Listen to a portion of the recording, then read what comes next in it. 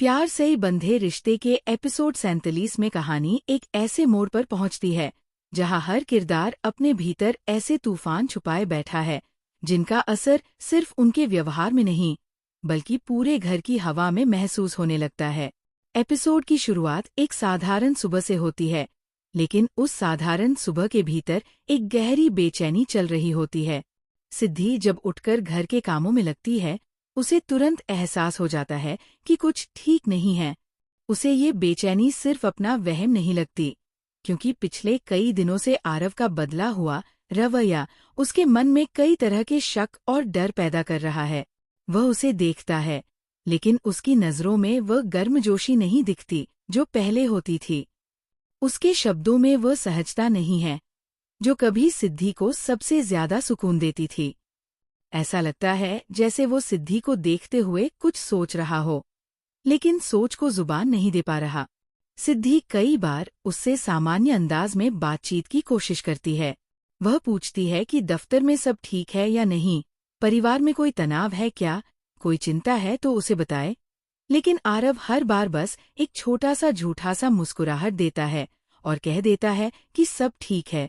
सिद्धि जानती है कि ये ठीक होना सिर्फ दिखावा है, क्योंकि आरव की आंखें हमेशा सच बोलती हैं और आजकल उनमें बेचैनी, उलझन और किसी गहरे डर की छाया दिखाई देती है। सिद्धि कोशिश करती है कि वह इस बदलते हुए व्यवहार को समझ सके, लेकिन हर कोशिश उसे और उलझा देती है और उसका दिल धीरे धीरे भारी होने लगता है। उधर स्वरा की चुप्पी इस एपिसोड में पहले से कहीं ज्यादा गहरी और अर्थपूर्ण लगती है। वह घर में घूमती है, खाना पकाने में हाथ बंटाती है, परिवार वालों से बात भी करती है, लेकिन उसकी निगाहें बार बार किसी अदृश्य डर की ओर झुक जाती है। जब भी सिद्धि उसके पास आती है, स्वरा पहले तो मुस्कुराने की कोशिश करती है, लेकिन उस मुस्कान में एक अजीब सा तनाव छुपा होता है।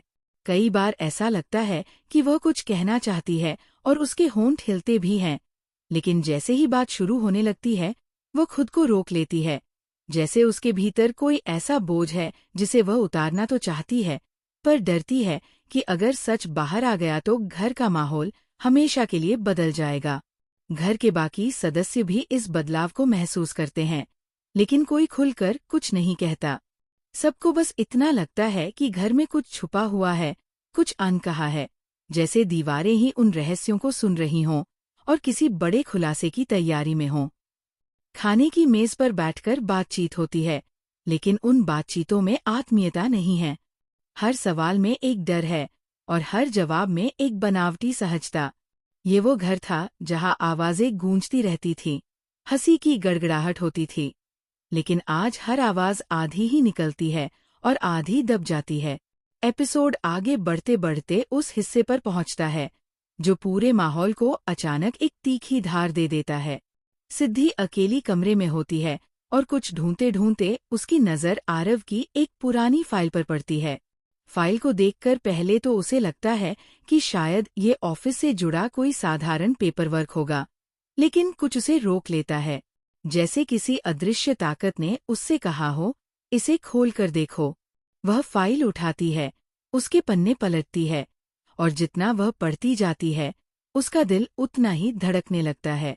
पन्नों पर लिखी बातें ऐसे राज की तरफ इशारा करती है जिनके बारे में उसे कभी सोचा भी नहीं था। कुछ नाम, कुछ तारीखें, कुछ नोट्स और बीच बीच में ऐसी बातें जिनसे साफ पता चलता है कि आरव बहुत दिनों से किसी गहरे तनाव में है। सिद्धि के हाथ कांप जाते हैं। वह एक पल को सोचती है कि इस फाइल को वापस रख दे, लेकिन दिल कहता है कि अब पीछे हटना मुमकिन नहीं है, क्योंकि सच उसके सामने खड़ा है और उसे जानना ही होगा। एपिसोड का अंत सिद्धि के इसी अस्त व्यस्त मन के साथ होता है।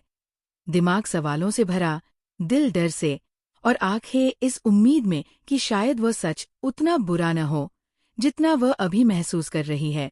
लेकिन कहानी की हवा ये साफ इशारा करती है कि आने वाले एपिसोड में ये फाइल एक ऐसा दरवाज़ा खोलेगी जिससे गुजरकर सिद्धि और आरव की जिंदगी पहले जैसी नहीं रहेगी।